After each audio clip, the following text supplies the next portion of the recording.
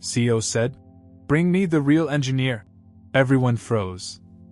When the black single dad raised his hand, the squeaking of my mop bucket wheels echoed through the marble corridors of Nexus Technologies at 5:47 a.m., the same sound that had marked my mornings for the past 3 years. Most people would hear nothing but an annoying noise. To me, it was the soundtrack of survival. I pushed my cart past the gleaming conference rooms, their glass walls reflecting my hunched figure in navy blue coveralls. Marcus Williams, 38 years old, invisible man with a college degree in mechanical engineering and a maintenance badge that read, "Facilities." The irony wasn't lost on me. I had designed half the technology this building was built to house, yet here I was, mopping the floors where million-dollar deals were made over coffee I'd never be offered. The morning light filtered through floor-to-ceiling windows, casting long shadows across the pristine lobby. I paused at the massive wall display showcasing Nexus Technologies' revolutionary breakthrough, the NX7 autonomous navigation system. My chest tightened as I stared at the sleek prototype, its chrome surface gleaming under spotlights like a trophy I'd never be allowed to touch. "Your baby," I thought bitterly, "and they don't even know your name." 5 years ago, I had been Marcus Williams, contract engineer, badge number 4471. Fresh off a successful project with Boeing, I'd been hired specifically to develop what would become the NX7. The project brief was ambitious: create a navigation system that could think, learn, and adapt in real time. Something that had never been done before. Something impossible. Except I'd done it. I remembered those late nights in Lab 7, surrounded by coffee cups and crumpled papers, sketching algorithms that existed only in my imagination. The breakthrough came at 3 a.m. on a Tuesday, a recursive learning pattern that could process environmental data faster than anything on the market. I'd literally jumped out of my chair shouting, "Eureka!" like some cartoon scientist. Sarah would have laughed at me if she'd been alive to see it. The memory of my wife's laugh still hit me like a physical blow, even after 4 years. She'd been gone 2 months when I submitted those final blueprints, 847 pages of detailed specifications, circuit diagrams, and testing protocols. Everything Nexus needed to change the world. I should have known something was wrong when Mr. Peterson, the project manager, stopped making eye contact during our final meeting. "Outstanding work, Marcus," he'd said, not looking up from his computer screen. "The board is very impressed. We'll have accounting process your final payment by end of week."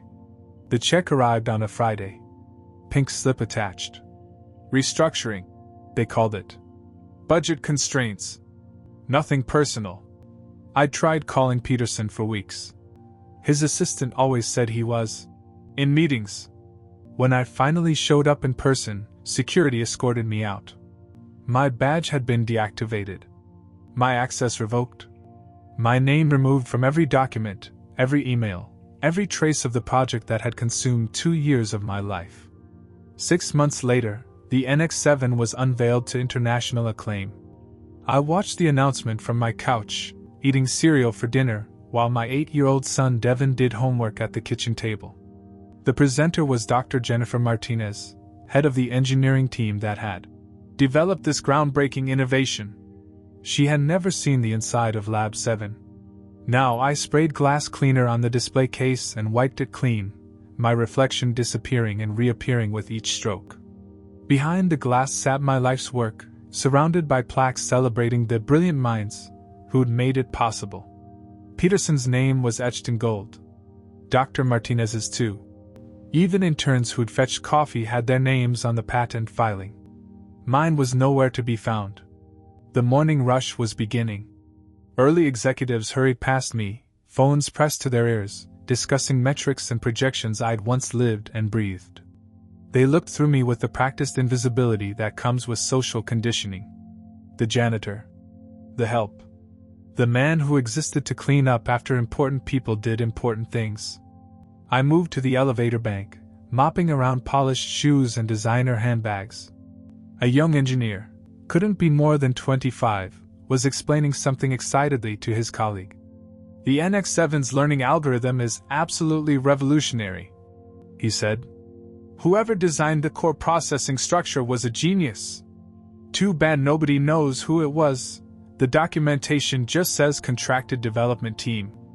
I squeezed my mop harder than necessary. If only you knew, kid. If only you knew that genius picks up your trash every morning. By 7 a.m., the building was buzzing with activity. I retreated to the supply closet on the 15th floor, my unofficial office, and the only place I could think without interruption. Between shelves of cleaning supplies and boxes of printer paper, I kept a small wooden crate hidden behind industrial-sized bottles of floor wax. Inside that crate was everything they couldn't take from me: my original leather notebook, filled with hand-drawn sketches and calculations that predated any computer file. My engineering license still valid. Photos from the Boeing project where I'd first proven myself. And most importantly, a backup drive containing every iteration of the NX7 development process, including the critical early versions that showed my signature problem-solving approach. I opened the notebook, its worn leather cover soft from years of handling. Page after page of my handwriting stared back at me, equations that had kept me awake at night, breakthrough moments captured in hurried scrawl, problems solved in the margins of my thinking. This was who I really was. Not the invisible man in coveralls, but Marcus Williams, engineer. The man who revolutionized autonomous navigation. The mind behind the miracle. But recognition doesn't pay rent, and genius doesn't put food on the table. I had Devin to think about, my brilliant, curious 10-year-old who asked me every day when I was going to go back to building cool stuff. I'd promised Sarah on her deathbed that I'd give our son everything she couldn't. Stability. Security. A father who showed up. Even if showing up meant mopping floors in the building where my stolen dreams had made other people rich. I closed the notebook and tucked it back into its hiding place. In 2 hours, I'd pick up Devin from school and help him with his science project, a robot that could navigate obstacles using sensors. The apple didn't fall far from the tree. Maybe someday he'd work for a company that valued brilliance over drama, where contracts meant something and credit went where it was due. Maybe someday, the invisible man would be seen again. But not today. Today, I had floors to mop and secrets to keep, walking through a building that housed my greatest achievement, while treating me like I'd never existed at all. The first crack in their perfect facade appeared on a Wednesday morning in March. I was emptying waste baskets on the 7th floor when I heard Dr. Martinez's voice through the conference room door, sharp with frustration. The simulation failed again. 3rd time this week. I slowed my movements, pretending to reorganize my cleaning supplies while straining to listen. The engineering department had been buzzing with unusual energy lately, not the excited kind that comes with breakthrough moments, but the frantic kind that comes with things falling apart. Maybe we need to recalibrate the core algorithm, suggested a younger voice I recognized as Jake Morrison, one of the lead developers. Recalibrate with what? Dr. Martinez snapped. We're working with documentation that might as well be written in ancient Greek. Whoever originally designed this thing didn't exactly leave us a user manual. My hand stilled on the trash bin handle. They were talking about my algorithm, the recursive learning pattern that was supposed to be the heart of the NX7. But something was wrong. I moved to the next office, closer to the action. Through the partially open door of Lab 7, my old sanctuary, I could see engineers hunched over computer screens, their faces illuminated by scrolling code and error messages flashing red. Status report, came Peterson's voice from down the hall. I quickly ducked into an empty cubicle, making myself busy with wiping down a keyboard that was already spotless. Sir, we're experiencing critical failures during environmental adaptation testing, Jake said, his voice tight with stress. The system keeps crashing when it encounters unexpected obstacles. It's like the learning function just stops. Peterson's footsteps stopped directly behind my hiding spot. Define stops. Complete system freeze. The navigation shuts down entirely instead of adapting. We've run 47 tests this week. 47 failures. My stomach dropped. I knew exactly what was happening, because I'd predicted it 5 years ago. During the original development, I had built in multiple safety protocols and redundant learning pathways. The system wasn't just designed to adapt, it was designed to adapt safely, with fallback options when primary pathways became overwhelmed. But those protocols required significant processing power and memory allocation. In other words, they were expensive. I'd fought for months to keep those safeguards in place, arguing that cutting them would be like removing the brakes from a race car. Peterson had assured me they'd stay in the final design. They'd lied. Over the following days, I found excuses to linger near the engineering floors. Each conversation I overheard painted a clearer picture of the disaster unfolding behind closed doors. "The investor demo is in 6 weeks," I heard Peterson telling someone on the phone. 6 weeks to show them a product that actually works, or we lose the biggest contract in company history. The numbers being whispered in hallways were staggering. Nexus had already secured preliminary agreements worth $850 million based on the NX-7's promised capabilities. Military contracts, automotive partnerships, space exploration deals, all contingent on a successful demonstration of the technology that was currently failing every single test. I learned that they tried bringing in outside consultants, expensive ones, MIT professors, former NASA engineers, Silicon Valley legends. None of them could make sense of the core architecture because none of them understood the fundamental philosophy behind my design. "It's like trying to repair a watch when you've never seen the blueprint," I overheard Dr. Martinez telling a colleague during their lunch break. The original contractor clearly had some kind of unique approach, but without documentation of their thought process, we're just guessing. The irony was suffocating. They were drowning while I mopped the deck of their sinking ship. By the end of March, the whispers had turned to barely concealed panic. I watched through office windows as all-night debugging sessions became routine. Coffee cups multiplied on desks like mushrooms after rain. Engineers who used to joke and laugh now moved through the halls with the hollow-eyed look of people running out of time. The breaking point came on a Friday afternoon when I was cleaning the executive conference room. Through the walls, I could hear raised voices from Peterson's office next door. "What do you mean we might have to delay?" The voice belonged to Eleanor Vasquez, Nexus's CEO, a woman whose reputation for turning around failing companies was legendary. "The system isn't stable," Peterson replied, his usual confidence nowhere to be found. "Every time we think we've fixed one issue, 3 more appear. It's like the whole architecture is fighting against our modifications." "Fighting our modifications?" Vasquez's tone could have frozen helium. "Peter, let me be very clear. We have 50 investors flying in from around the world in 5 weeks. They're expecting to see the revolutionary product we've been promising for 3 years. Are you telling me we don't have a working prototype? We have a prototype. It just doesn't work the way it's supposed to." The silence that followed was deafening. "Find a solution," Vasquez said finally. "I don't care if you have to tear apart every line of code and rebuild it from scratch. I don't care if you have to hire every engineer between here and Silicon Valley. Find the person who can make this thing work, or find yourself a new job." That night, as I drove home to Devon, I couldn't shake the weight of what I'd heard. 50 jobs were at stake, maybe more. The company that had stolen my work was about to collapse because they couldn't make my work function without me. Part of me felt vindicated.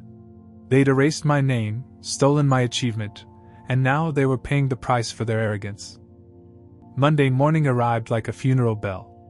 The entire building felt different, heavy with the kind of tension that comes when everyone knows disaster is approaching but nobody wants to say it out loud.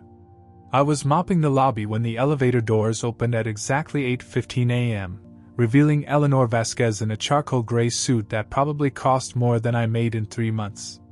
She strode across the marble floor with the purposeful gait of someone who'd made million-dollar decisions before breakfast. Her heels clicked like a countdown timer. Behind her walked 3 men in expensive suits, board members, judging by their expressions of barely controlled panic. This was not a routine visit. "Good morning, Mrs. Vasquez," the receptionist chirped nervously. Vasquez didn't slow down. "Clear my schedule. Cancel all meetings. And get every single engineer in conference room A in 10 minutes. The receptionist's face went pale. Every engineer, ma'am? Every single one. I'd never seen the building move so fast. Within minutes, engineers were streaming toward the elevators like ants fleeing a flooded hill. I recognized most of them. Dr. Martinez looking like she hadn't slept in days. Jake Morrison clutching a tablet with shaking hands. Senior developers who usually walked with confident swagger now moving with the cautious steps of people approaching their own execution. I found reasons to clean near conference room A, positioning my cart where I could see through the glass walls. The room filled quickly, maybe 40 people crammed around a table designed for 20. The overflow stood against the walls, shifting nervously. Vasquez didn't sit down. She stood at the head of the table like a general addressing troops before a hopeless battle. "Ladies and gentlemen," she began, her voice carrying the kind of authority that made grown men check their posture. "In exactly 37 days, this company will either secure the largest contract in our history, or we will begin bankruptcy proceedings." The room went silent. Someone's coffee cup clinked against the table. For those who haven't been paying attention, our NX7 demonstration is a complete disaster. We have spent 3 years and $67 million developing a product that currently has a 100% failure rate. Dr. Martinez started to speak. "Ma'am, if we could just have more time to..." "Time?" Vasquez's eyes could have cut glass. "Dr. Martinez, how much time does it take to admit that you don't understand the technology you're supposed to be improving?" The words hit the room like a physical blow. I watched engineers exchange glances, some angry, others resigned. "Let me paint you a picture," Vasquez continued, beginning to pace. "In 37 days, representatives from the Department of Defense, NASA, Tesla, Boeing, and 15 other organizations will be sitting in our demonstration theater. They will be expecting to see autonomous navigation technology that adapts and learns in real time. Instead, they will watch our system freeze like a computer from 1995. She stopped pacing and planted her hands on the table, leaning forward like a predator. "Here's what I know. 5 years ago, we contracted someone to develop this technology. That person delivered exactly what we asked for, a working, revolutionary system. Since then, we have somehow managed to break their creation so thoroughly that it's become worthless." Peterson shifted uncomfortably in his seat. I could see sweat beading on his forehead. "The original contractor's work was flawless," Vasquez continued. "Every external audit confirmed it. The system passed every test, exceeded every specification. So either that person was a magician, or we have systematically destroyed their work through our own incompetence." My heart was hammering so hard I was sure someone would hear it through the glass. "Which brings me to my question," Vasquez said, straightening up. "I don't want to hear from the people who signed the reports. I don't want theories from consultants who bill us $5,000 a day to tell us they're confused." She looked around the room slowly, making eye contact with each person. "I want to speak to the real engineer. The person who actually understands this technology. The mind that created something we apparently can't comprehend." The silence stretched like a rubber band about to snap. "So I'm asking directly, is there anyone in this company, anyone at all, who actually knows how this system is supposed to work?" 40 heads turned toward each other. 40 pairs of eyes searched for someone else to take responsibility.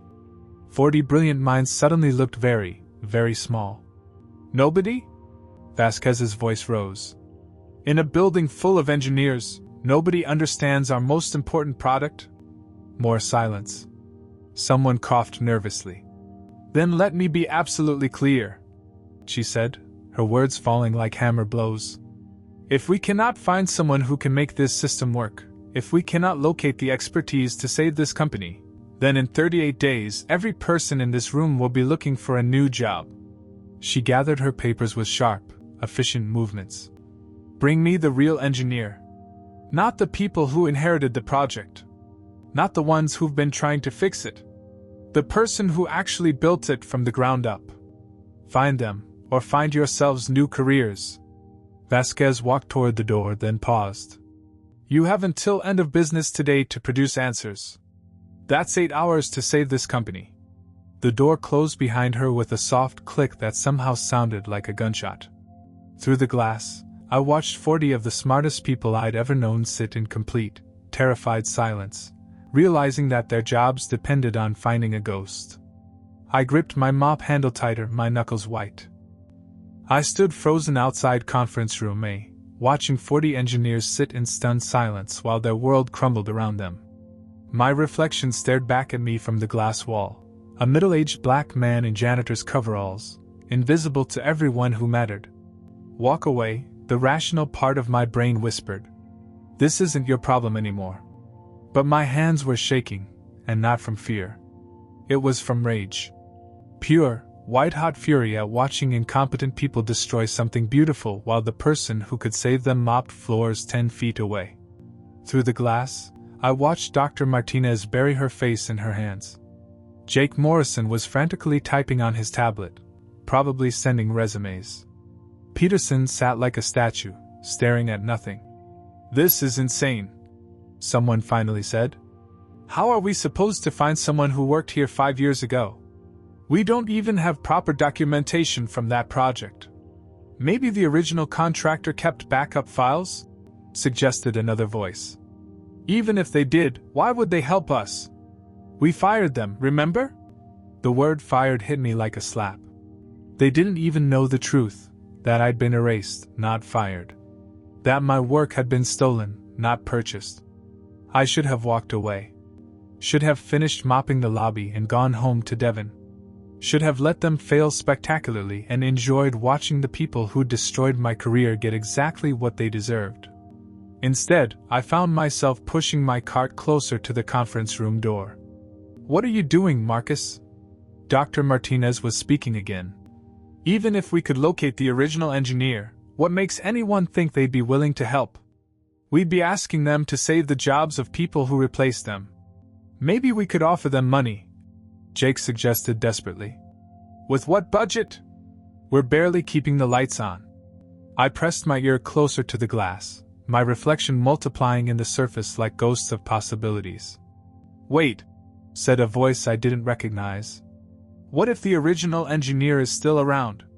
I mean, what if they never really left? The room went quiet. That's ridiculous, Peterson said quickly. Why would someone with that level of expertise stick around after being terminated? Because they have a son to feed, I thought bitterly. Because they made promises to a dying wife. Because sometimes genius comes with responsibilities that matter more than pride. I'm just saying, the voice continued. If I'd created something that revolutionary, I'd want to stay close to it. Maybe they're working somewhere nearby. Maybe they're listening to every word we're saying. The new voice came from directly behind me. I spun around to find Eleanor Vasquez standing in the hallway, her sharp eyes fixed on my face with laser intensity. She'd somehow approached without making a sound, like a predator stalking prey. Excuse me, I stammered, gripping my mop handle. I was just cleaning. How long have you been working here? She interrupted. My mouth went dry. 3 years, ma'am? And before that? The question hung in the air like a loaded gun. I could lie. Should lie. Could mumble something about janitorial experience, and shuffle away like the invisible man I'd trained myself to be. Instead, I heard myself saying, I was an engineer. Vasquez's eyes narrowed. What kind of engineer? The conference room had gone completely silent. 40 faces were now pressed against the glass, watching this impossible conversation unfold. Mechanical, I said quietly. With a specialty in autonomous systems. When did you stop being an engineer? 5 years ago. The silence stretched so long I could hear my own heartbeat. Vasquez stepped closer, studying my face like she was reading a blueprint. What's your name? Marcus Williams. She pulled out her phone and typed rapidly. Seconds later, her expression changed completely.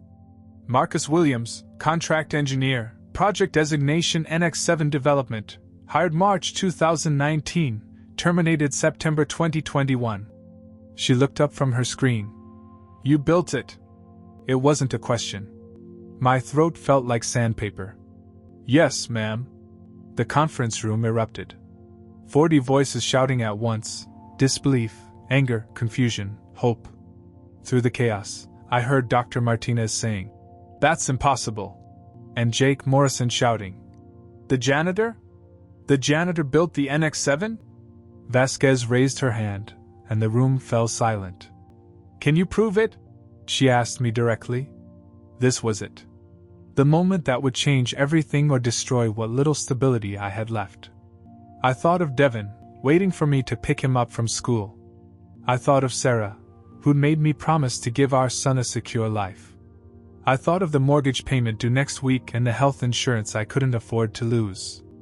Then I thought of my name, erased from every document, every patent, every mention of the greatest achievement of my career.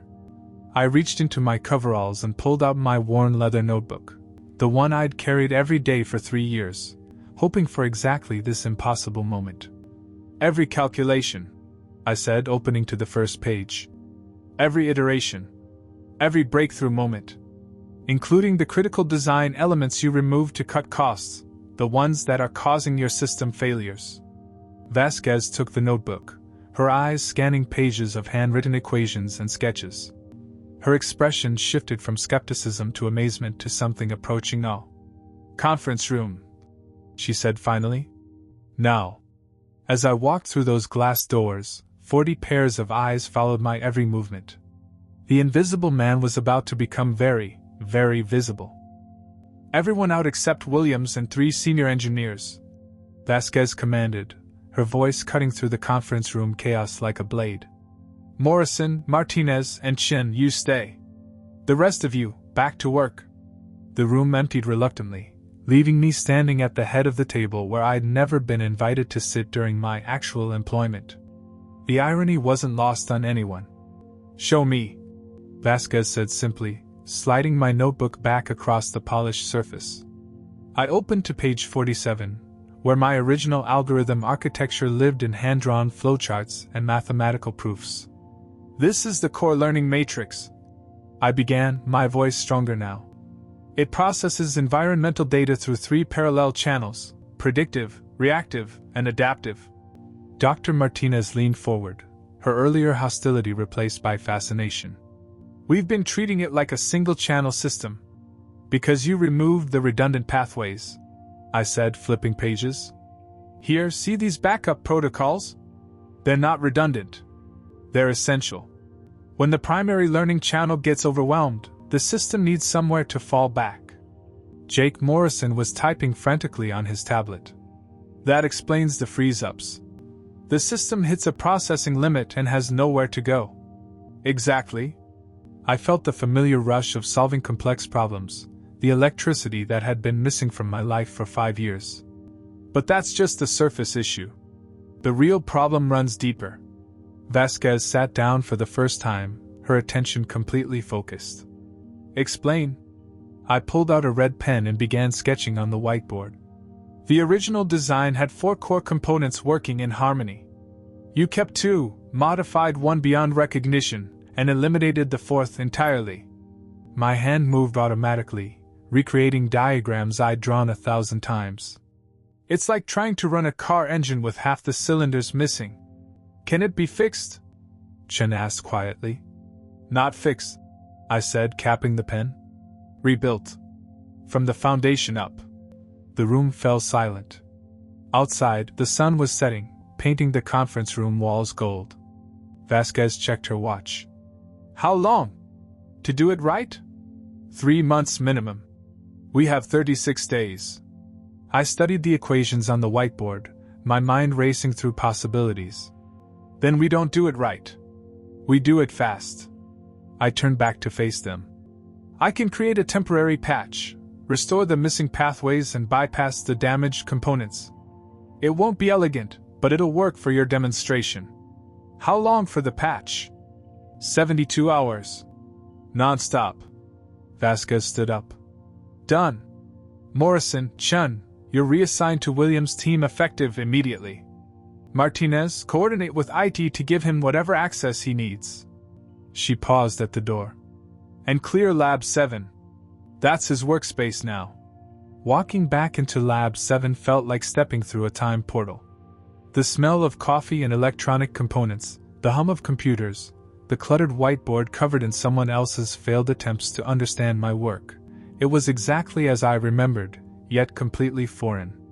"I can't believe you're really him," Jake said, setting up his laptop at the workstation next to mine. "I've studied your algorithm architecture for months. It's like looking at poetry written in code.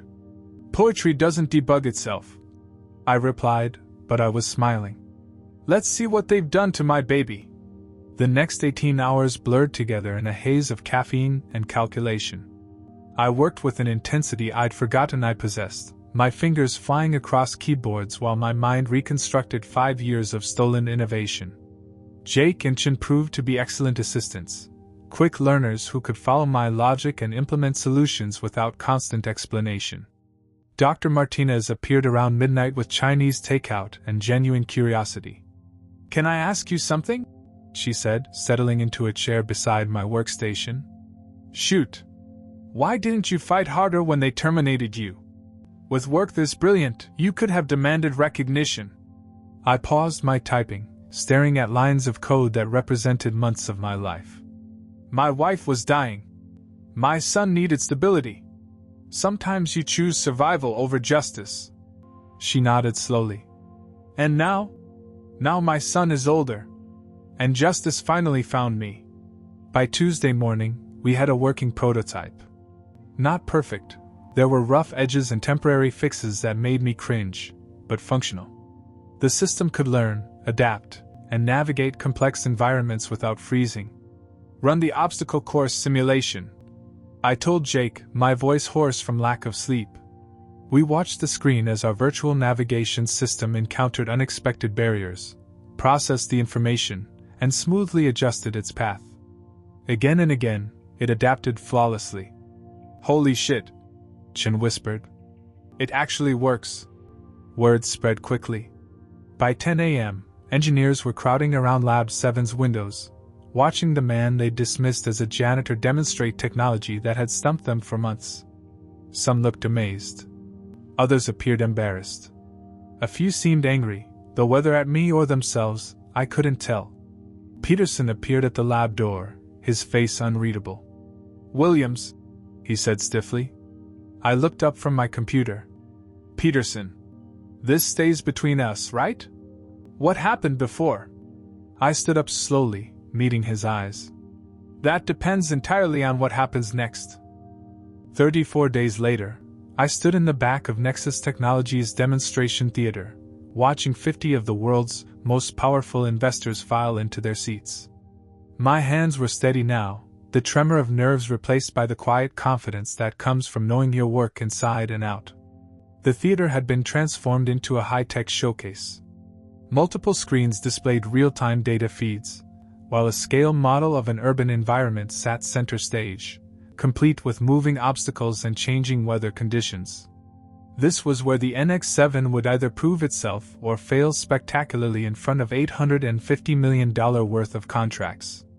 Eleanor Vasquez took the stage in a navy blue suit that commanded attention. "Ladies and gentlemen, today you'll witness the future of autonomous navigation. But first, I want to tell you about the man who made it possible." My heart stopped. 5 years ago, we contracted an engineer to develop revolutionary navigation technology. That engineer delivered beyond our wildest expectations, creating a system that could truly think and adapt. Due to administrative oversights, his contributions were not properly recognized. She paused, scanning the audience. Today, that changes.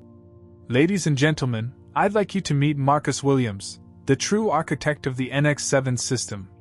A spotlight found me at the back of the theater. 50 faces turned in my direction, and for a moment I was that scared contractor again, uncertain and invisible. Then I thought of Devin, sitting in the front row with a grin that could power the building, and I walked forward. The applause started small, polite, confused, then grew as I reached the stage.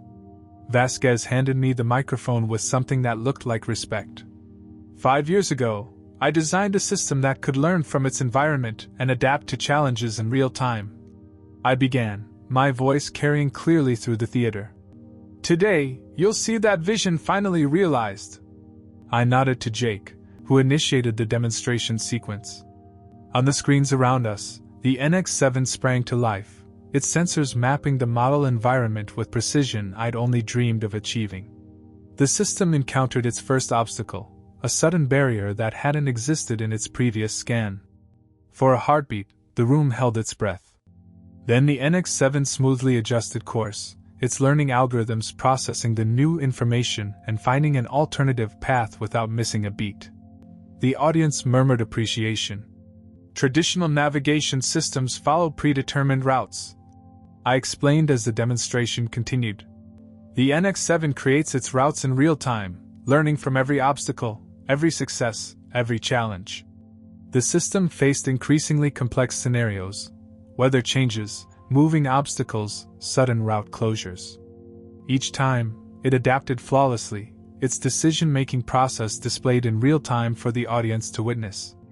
20 minutes later, the demonstration concluded with a complex urban scenario that would have been impossible for any existing system. The NX-7 not only navigated successfully but did so with an efficiency that drew gasps from the audience. The standing ovation lasted 3 full minutes. As investors crowded forward with checkbooks and contracts, Vasquez pulled me aside. "There's something else we need to discuss," she said quietly. We walked to her office, where Peterson was waiting with a stack of documents and an expression of barely contained panic. "Williams," Vasquez said, settling behind her desk, "we have a proposition. Chief Technology Officer, full equity package, and complete authority over the NX-7's continued development." I looked at Peterson, whose career I now held in my hands. "What about him?" "Mr. Peterson will be transitioning to a consulting role with a generous severance package," Vasquez said diplomatically. "That's not what I want," I said, surprising them both. Vasquez raised an eyebrow. "What do you want?" "I want my name on every patent, every document, every piece of marketing material. I want the engineering team to know exactly who created their foundational technology. And I want one more thing. Name it. A scholarship fund. Full-ride engineering scholarships for single parents, especially those from underrepresented communities. I want it named after my wife, Sarah Williams." Vasquez smiled for the first time since I'd known her. "Done." 3 hours later, I walked out of the Nexus building as Chief Technology Officer Marcus Williams, my name finally restored to the work that had defined my career. In my pocket was a contract worth more money than I'd ever imagined, and the promise that no other engineer would have their achievements stolen the way mine had been. Devin was waiting by my car, his face bright with pride. "Dad, did you really build all that stuff they were talking about?" I picked him up in a bear hug, not caring who saw. "Yeah, buddy. I really did. Are you going to build more cool stuff now?" I looked back at the building where I'd spent 3 years invisible, where my greatest achievement had lived without my name, where I'd found my voice again after 5 years of silence. "The coolest stuff you've ever seen," I promised. As we drove home, Devin chattering excitedly about the demonstration, I realized something profound had changed. I wasn't just Marcus Williams, the engineer, anymore. I wasn't the invisible janitor, or the forgotten contractor, or the man whose name had been erased. I was Marcus Williams, the man who'd refused to stay invisible. The father who'd shown his son that brilliance can't be buried forever. The engineer who'd proven that truth, no matter how long it takes, eventually finds its way to the light. The squeaking wheels of my cleaning cart were silent now. But the sound of my son's laughter filled the air instead, and that was a much better soundtrack for the future.